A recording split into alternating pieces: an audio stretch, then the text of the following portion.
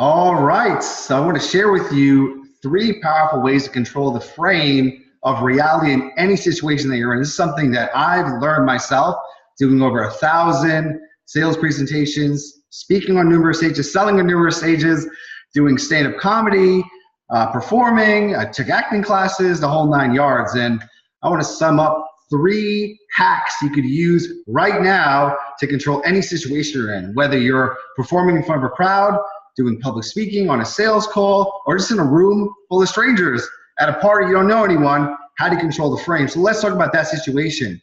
If you're at a party you don't know anyone, the most important thing to do is step number one, be the alpha, okay? Now the alpha is not a negative thing like alpha or beta. No one's better than anyone else, but the alpha controls the situation, okay? So if you're at a party, you can quickly become that person by being the most confident person in the room, the loudest, the most enthusiastic, and the most curious, okay?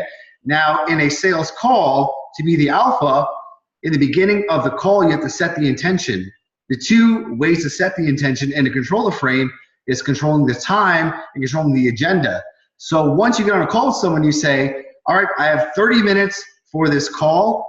I want to be really brisk with your time and your energy. So let's talk. I'm going to ask you some questions and see if I can help you. And if I can help you, at the end of this call, we'll talk about working together, okay? So being the alpha, setting the time and setting the agenda. And think about any situation that you're in. If you take control and you're the one that says, we're going to do this, do that, then that's a powerful way to control the reality. So let's say you're at a networking event and everyone's having a great time. You're like, hold on, everyone. Let's stop what we're doing and let's play a game of getting to know each other better and let's ask each other questions. So you ask this person that question, okay?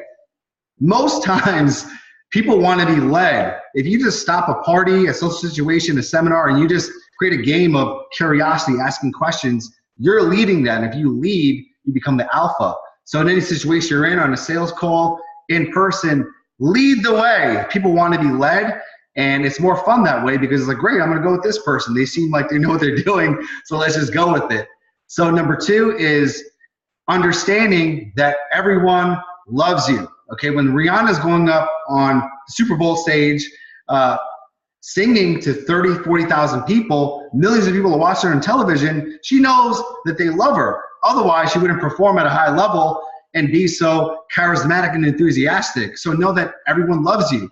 Of course, it could sound delusional. Some people don't like you. Some people hate you. That's fine too. But everyone loves me is a frame and an understanding. At the end of the day, I don't care what they think of me, but I love myself and I know I'm so awesome that they love me too, okay? Try it on for size next time you're in an uncomfortable social situation, okay? Let's say you go to a party and no one knows who you are, you don't have any friends there, you're by yourself, that's a frame to have. Everyone loves me. I'm enthusiastic, I'm confident, I'm funny, and I'm a great conversationalist. I'm curious, right? And it's that whole old quote by Theodore Roosevelt, people don't care how much you know until they know how much you care. So when you ask people questions, what do you do?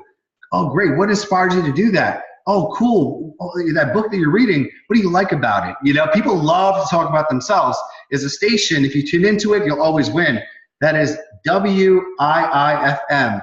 What's in it for me? So the moment you talk to someone, the moment you walk into a room, you get the curiosity of making it all about them. You'll gain more friends by being curious and asking questions rather than talking about yourself.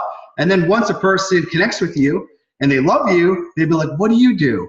So tell me about yourself. Wow, you're so fascinating, right? Sometimes just listening makes you fascinating. So that's part two. Everyone loves me, and I'm going to be the center of attention by being curious and talking to people. And the third one is my favorite quote and what I live my life on, and that is needing nothing attracts everything, okay? So let's say you walk to a room, you're the alpha, and let's say people are so caught up and they're not really listening to you, maybe one or two people are, but not the entire room, okay? Needing nothing attracts everything, cool. I'll switch it up, right? I'm not gonna get into my head and say, oh, you know, I tried to get the crowd inspired into this exercise and it didn't work. That is fine, okay? Let's just say, 99% of calls, if you start it with, hey, I'm gonna ask you some questions, and we're going to talk for 30 minutes and see where this goes, you're setting the agenda. 99% of the time, people will say, yes, absolutely, because they have a problem, they need you. There's one of you, there's 7 billion of them. So most people will say yes, but let's say in the rare chance they're like, you know what, I'm going to ask the questions, you know what, I only have 15 minutes. They want to be the alpha. In that moment, what I'll say is, well, hey, listen, that's not how I do these type of calls.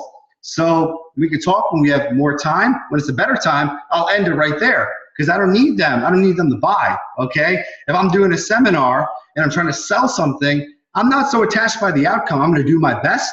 They love me. I'm going to set the directions. But if they don't buy, I don't take it personal.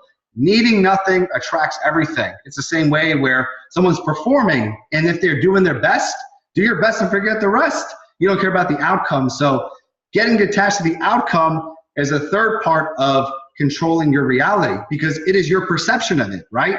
So one person could do something, they could take it as a loss. One person could do something, take it as a lesson. And the more you understand that needing nothing attracts everything, that is the most powerful perceptual tool you have to change your reality, to change the frame. Then you'll take your life, your business, your relationships, everything to the next level. So I hope these were helpful. And I highly suggest you test one at a time. Be the alpha, practice the frame, everyone loves me, and understand needing nothing attracts everything. Be detached to the outcome. Do your best and forget the rest. As cheesy as that sounds, you do these things and you'll be so much more powerful, so much more persuasive, influential, you'll change more lives, you'll make more friends, and at the end of the day, you'll become better at what you do. So if you like this and you want more stuff like this, feel free to hit me up, ask any questions you have regarding this. You want to set up a quick 10-minute call, see if how I can help you, then by all means, send me a message, reply back, and I'll be more than happy to serve you because I love talking about this stuff and I'm glad you're curious about this stuff. And also look at just how you act on a daily basis, you know, because what I've learned from this is going to seminars, going to concerts, seeing the best in the world of what they do. And when you reverse engineer them, success leaves clues. I'm AJ, and I'll talk to you soon.